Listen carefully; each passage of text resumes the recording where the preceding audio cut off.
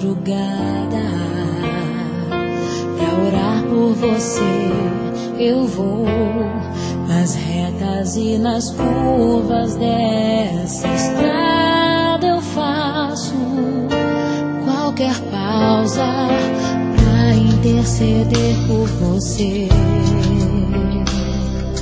pra enxugar suas lágrimas e agradecer por cada minuto da sua vida,